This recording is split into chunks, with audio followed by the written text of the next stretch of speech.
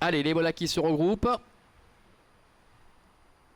Il se présente derrière les ailes de la voiture, l'autostart qui accélère en progression. L'écharpe rouge pour Lazzigo avec Vitor Nunes de Oliveira.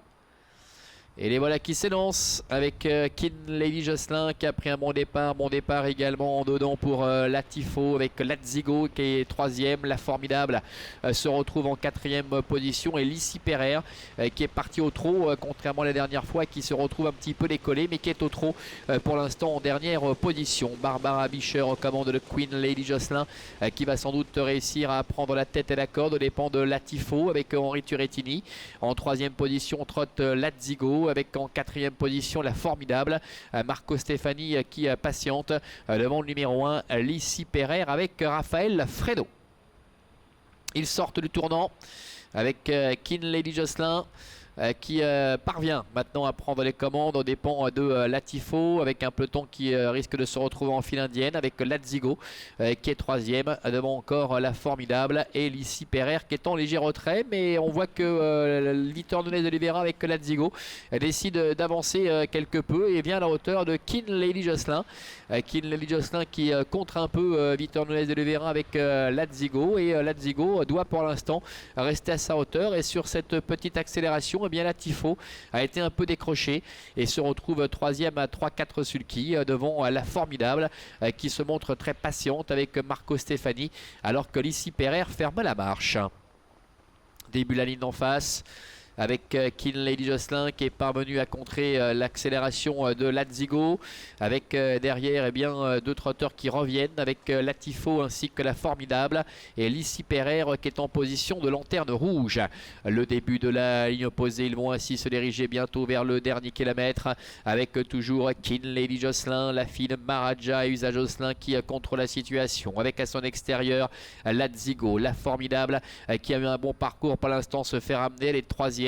Devant encore Latifo qui est quatrième en dedans, suivi encore par Lissi Pereire qui est beaucoup plus loin. Le bout de la ligne opposée avec Lazzigo qui parvient à déborder Kin Lady Jocelyn, avec également la Formidable qui se rapproche maintenant troisième avec d'évidentes ressources. Le dernier tournant avec Marco Stefani qui n'hésite pas à venir à 3 maintenant pour tenter de porter l'estocade à Lazzigo, alors que Kin Lady Jocelyn est troisième côté corde à distance encore de Latifo. Ils abordent bientôt la dernière ligne droite avec l'accélération de la Formidable. La Formidable, la fille de Falcao de Lorma, qui prend très nettement le meilleur maintenant avec Kin Lady Jocelyn qui est en deuxième position, accompagné encore par Lazzigo.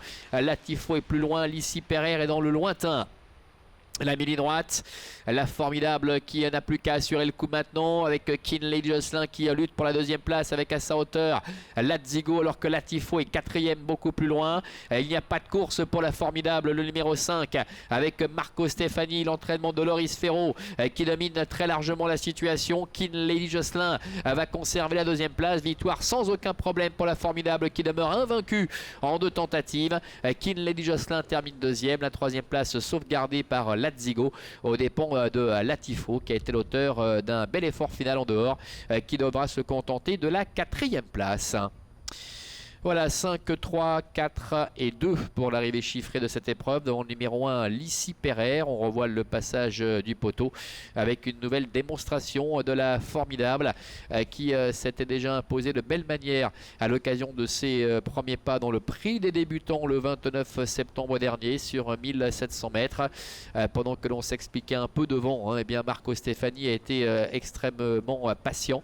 Il a commencé à se rapprocher au bout de la ligne d'en face. Il n'a pas hésité à laisser glisser sa partenaire qui a dû voyager un peu en épaisseur dans le dernier tournant avant de prendre franchement le meilleur et de repartir de plus belle pour s'imposer donc dans la plus parfaite des contractions, cette fille de Falcao de Lorma et Canon du Bocage qui ajoute un deuxième succès à son palmarès en 2 tentatives.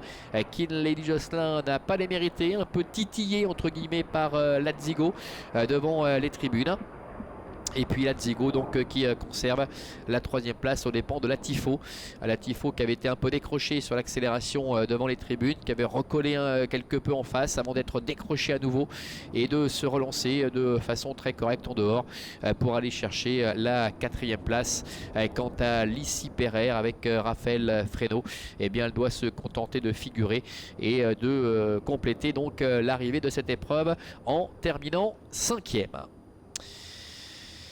Voilà, Marcus Monstein qui est en train de filmer Marco Stefani, le lauréat de cette épreuve. On notera le coup de 2 pour l'entraînement de Loïs Ferro et la drive de Marco Stefani avec la victoire tout à l'heure de Maggiore. À l'instant, la formidable. Le coup de 2 également pour l'entraînement de Vitor Nunes de Oliveira avec Yatix qui avait ouvert le bal et puis Calatine qui s'est imposé dans la 3e à l'occasion de la Coupe des 3 ans.